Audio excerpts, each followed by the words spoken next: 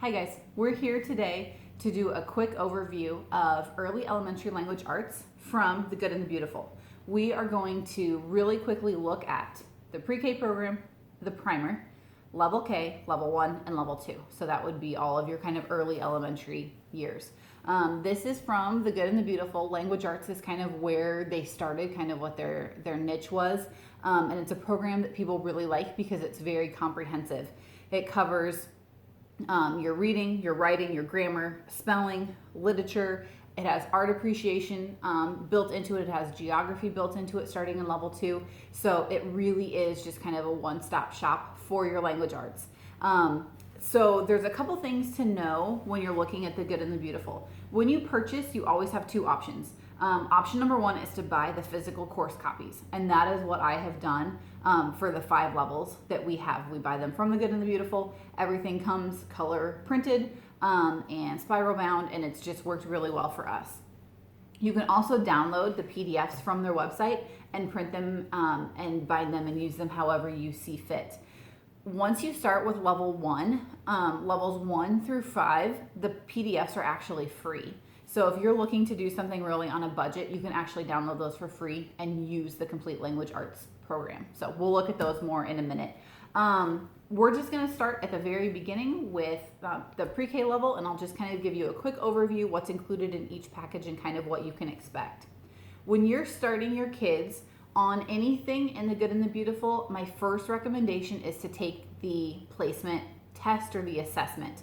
And you read through, have your kids read a passage, spell a couple of words, identify some parts of speech depending on what the video or what the level is that you're looking at, and then it will help place where your kids are at. This isn't necessarily a grade level curriculum, so you want to make sure that your kids are in the correct place. So take the assessment. For example, my 8-year-old, when he did the assessment, he didn't pass the level 2 spelling and grammar, but he did pass the level 2 reading. So he's actually working in the level 1 course book. I just wanted to make sure that there weren't any gaps, we weren't missing anything, but he's doing the level 2 reader. So you can kind of mix and match a little bit if you need to, but definitely take the assessment, see where your kids place. Okay, we're gonna start with pre-K. This is the pre-K course book. Looks just like this. There are 53 lessons in the pre-K course book. I did this year with my 5-year-old. This is geared towards anywhere from 3 to 5. When you start in pre-K, you are doing really, really basic. You're gonna ask them some questions about pictures. So there's kind of some of the examples of pictures. There's some basic handwriting practice. There's cutting practice that we already did. There's circling the letters. It's just very introductory. I wanted to make sure, here's another, you're practicing B's and D's because that's obviously a common reversal problem for lots of kids. There's letter F. Here's some more storytelling, seconding where they're gonna cut out the pictures and then they put them in order. This is a really gentle introduction. You can go the speed that your kid wants to go. Again, anywhere from kind of a 3 to 5-year-old. You're gonna get the course book. You're also gonna get 4 of these flip books. And they come like this. You're gonna actually cut them apart. And so what your child does is they match the uppercase letter to the lowercase letter. And then they go through and they can find the picture that matches the same sound. Oh, look at it, alligator, A for alligator. This is broken down into 4 different flip books. So you have, back to the beginning, A through F, G through L, M through S, and T through Z. And it tells you in the course book where you're going to use these so that they're practicing kind of just that chunk of letters, and it isn't this overwhelming, big, huge book with all 26. So it's just broken down into those 4 sections.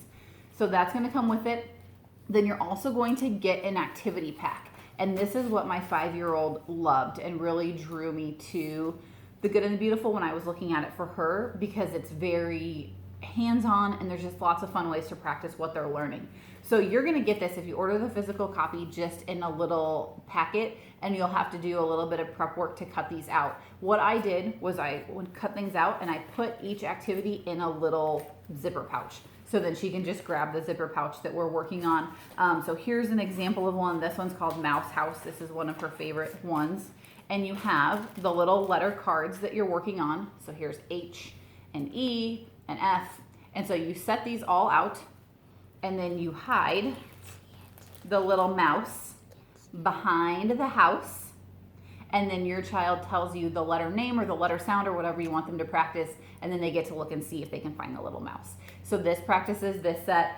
There's one that's Feed the Elephants. This is a fun one where they have the little peanuts with the letters on them, and they put them in the little slot in the elephant's trunk.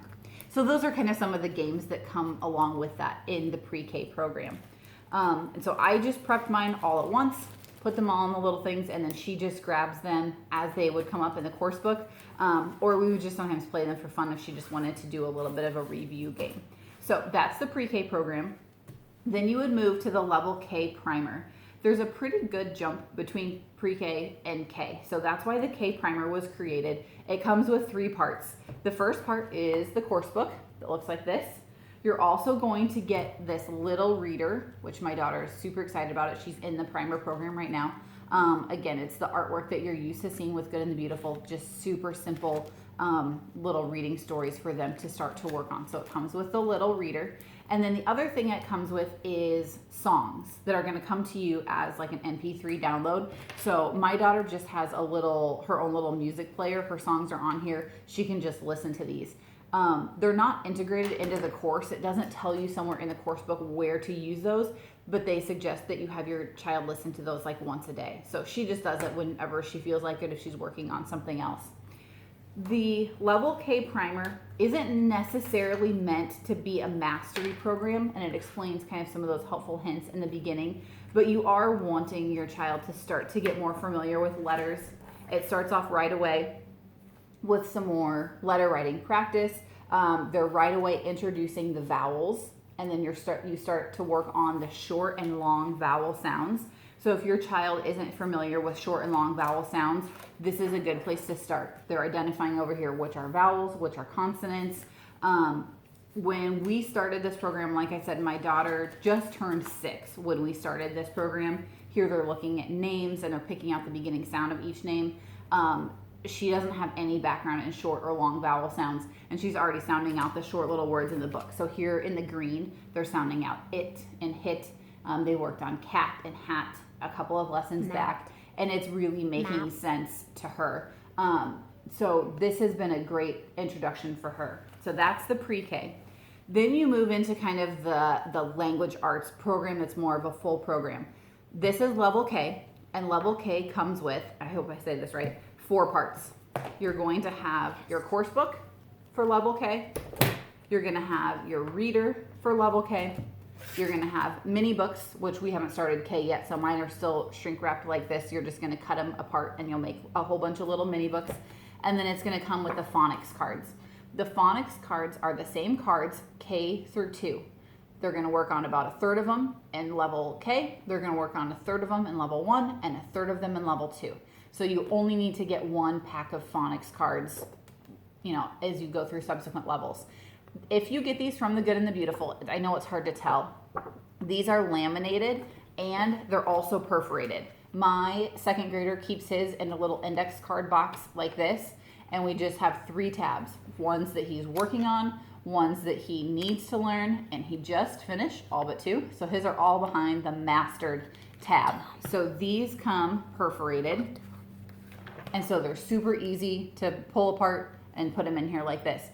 I know lots of people share phonics cards between kids if you have kids working at different levels, and they just work on the ones that they need to work on. So phonics cards are the same, K through 2, laminated and perforated if you buy them from the Good and the Beautiful. We talked about the mini books. Here's the Level K reader. There are samples again of all of this stuff if you want to look online and see if your kid is kind of in the right level once you do that assessment, but you can see just the artwork and that it's just really simple and beautiful, which is why everybody loves it. This reader is, let me tell you how long, 155 pages long. And they're gonna read this out loud to you because again, they're just practicing reading. The Level K course book, this could also be shared. This is not consumable. The Level K course book is consumable. You want to plan on having your child write in this. I know some people do like page protector overlays, or they just print the write on pages, and you can definitely do that. But here they're working on sentences. Again, you can see the artwork. Here's one that's going to be a game where they're going to practice letter sounds. That goes with B and D reversals. Here's a short assessment that goes along with this. There are, in the Level K, these are the reviews at the end that you help practice. You can kind of track where their scores are. Reading assessments. There are 47 lessons in this one, in Level K. So again, it's not meant to necessarily be a whole year. You just keep going. Once your child finishes a level, you move on to the next one. Another common question is, do I just do one lesson a day? My answer is no, you don't do one lesson a day. If you look in the front of each of these, it will tell you what you should be working on each day. You're going to work on your phonics, your child's going to read from the reader, and then you're going to do a set amount of time in your course book each day. So sometimes we had a couple weeks ago where it took us a whole week to get through one lesson because it was really long and there was a lot of writing and there was just a lot of stuff in the lesson.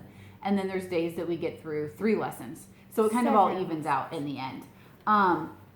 So you're working more on time and less on number of lessons. So that's level 1.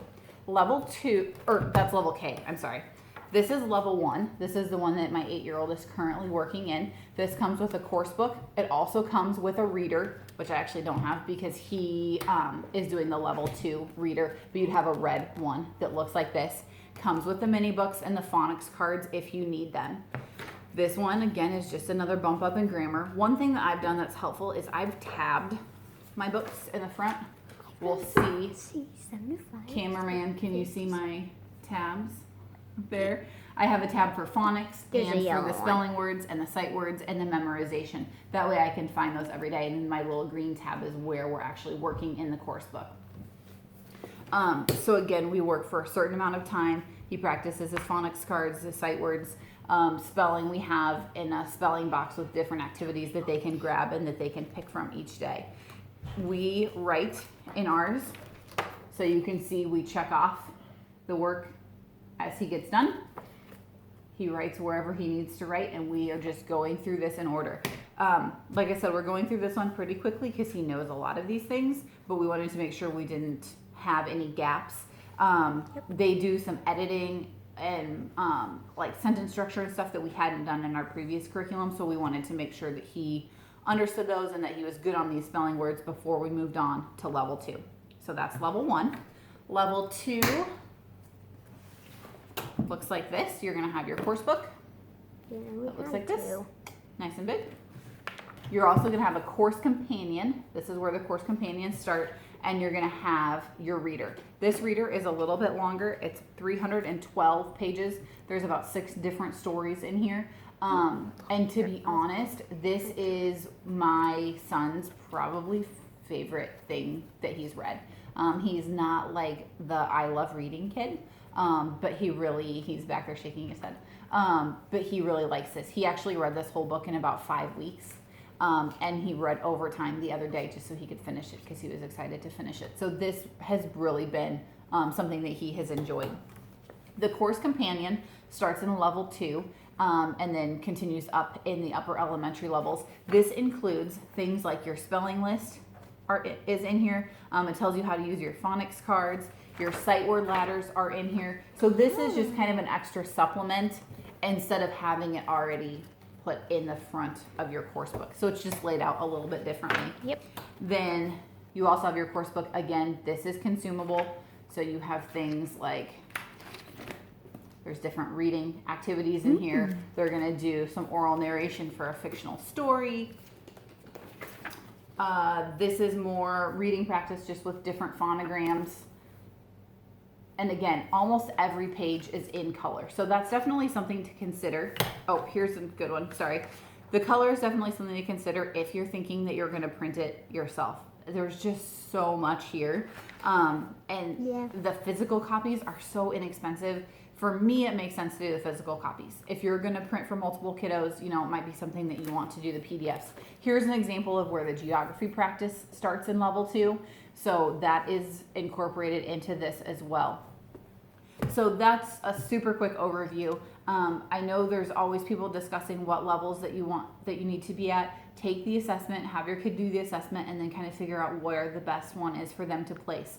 You can always buy the physical copies from The Good and the Beautiful, or you can purchase the PDFs starting with level 1 and through level 5. The PDFs are free to download. That's also a great way if you're not sure what level your kid is going to fall into.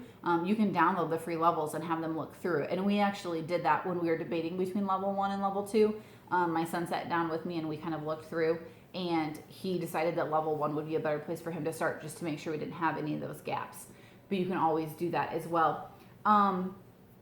The activities come with the pre-K level, and then with the primary, you're going to have the music downloads. Then you kind of start to get into more of the standard course book reader, phonics cards, course companions when you get into the upper levels.